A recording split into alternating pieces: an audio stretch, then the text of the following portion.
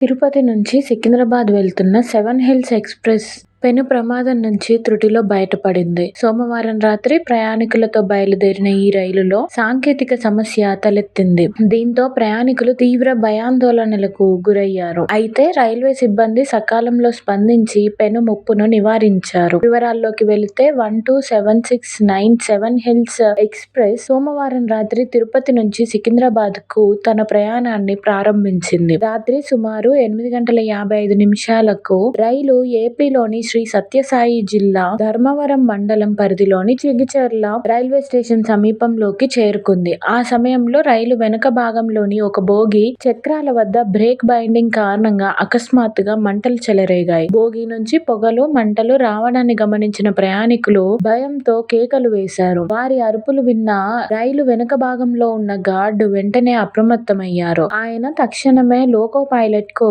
సమాచారం అందించారు. దీంతో లోకో పైలట్ ఏమాత్రం ఆలస్యం చేయకుండా రైలును సురక్షితంగా నిలిపివేశారు. అనంతరం గార్డు, ఇతర సిబ్బంది కలిసి బోగీ చక్రాల వద్ద వ్యాపించిన మంటలను ఆర్పివేశారు. ఈ ఘటన కారణంగా రైలు దాదాపు అరగంట పాటు చెగిచెర్ల సమీపంలోనే నిలిచిపోయింది. మంటలను పూర్తిగా అదుపులోకి తెచ్చి సాంకేతిక సమస్యను తాత్కాలికంగా సరిదిద్దిన తర్వాత రైలు సికింద్రాబాద్ కు తన ప్రయాణాన్ని కొనసాగించింది. ఈ సంఘటనలో ఎవరికీ ఎలాంటి గాయాలు కాకపోవడంతో ప్రయాణికులందరూ ఊపిరి పీల్చుకున్నారు. ఈ ఘటనపై రైల్వే అధికారులు దర్యాప్తు చేస్తున్నట్లు సమాచారం.